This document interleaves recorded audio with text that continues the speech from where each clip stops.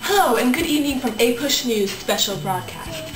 I'm Francesca Macaroni Alfanta, and tonight we are digging deep into our archives to rediscover the feminist movement of the 1960s and 70s. Tonight you will see exclusive footage from interviews of people that experienced this movement firsthand. Let's take a journey back in time. In just a few short minutes from now, ladies and gentlemen, we will know the name of our new Miss America. Yes, sirree, boys, step right up. How much am I offered for this #1 piece of prime American property?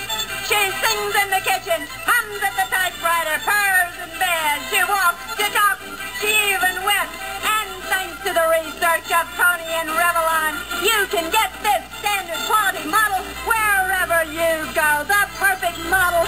She doesn't talk back. In fact, she doesn't talk at all unless you want her to. And then she only says what you're programmed her to say. Yes, sir, you can use it to push your product, push your politics, or push your war. She's the girl back home every man is fighting for. Hello, I'm Dolly Ann Barbara. As many of you know, the other day the Miss America pageant was interrupted by a feminist protest of utmost proportions. Today, we are here to talk with Alex Kate Schulman, who is part of this protest. Hello, Alex. So, what really went on at this protest? Thanks for having me. Well, me and my fellow protesters felt that the perfect image portrayed by the Miss America pageant was very oppressing to women.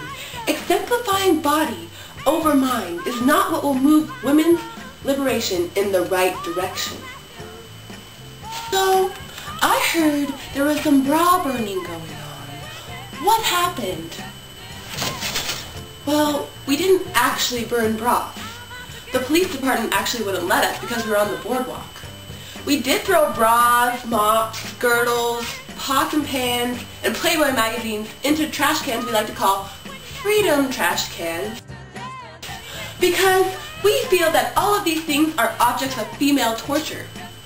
The media actually created that name of bra burners when referring to us, but we didn't actually burn any bras. Wow! Hello! Today we are going to interview a man on his opinion of the feminist movement going on as we speak. Hello, Mr. Bucky. What's your opinion on this women liberation movement? Personally, I believe women today are confused. They don't remember that they're supposed to be in the kitchen making me supper. I mean, where did they get the idea that it was okay to run around not wearing a bra, yelling, saying, we're the same as men? Well, you're not. Us men folk are in charge, in case you haven't noticed. Good evening. 50 years ago today, the U.S. Constitution gave women the right to vote. On this anniversary, a militant minority of women's liberationists were on the streets across the country to demand equal employment for women, care centers for mothers, child abortions for anyone who wants them, and general equality between women and men. Here's Bob Shackney with some footage starting in New York. It turned out there really weren't a lot of would-be liberated women willing to stop their work for the day in New York. Early demonstrations tended to be small, and the onlookers were by no means always sympathetic. What do you want? Quality. You don't know what the hell you want. We don't want you. Neither do I want you. Thanks, Bob. Now let's take a look at San Francisco, where women have a slightly different opinion about this women's liberation movement. I think it's ridiculous. I think it's stupid. I don't think women should just stay home all the time, but I don't think they belong out either. I'm a very happy housewife and a very happy mother, and I feel this. I have so many things to do with my daughter and Girl Scouts and PTA, and I think there's those kind of places for mothers. There's just so much to do at home. I don't know why anybody would want to go to work or protest or anything like that. That's just silly. Mom, come they do without me? Thank you, Bob. Now, let's talk about Betty Friedan, the author of The Feminine Mystique and the founder of the National Organization for Women, also known as NOW. She made a speech the other day at a protest. Let's take a look.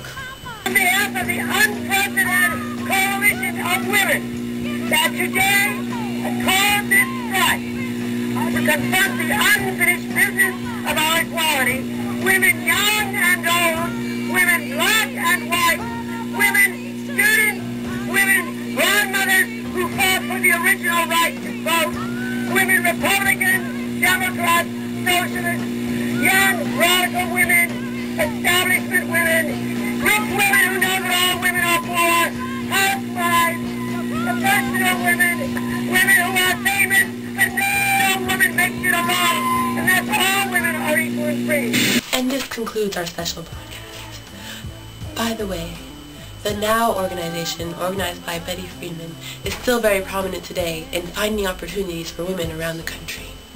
Thank you for watching, and hopefully you learned something about women's liberation movement.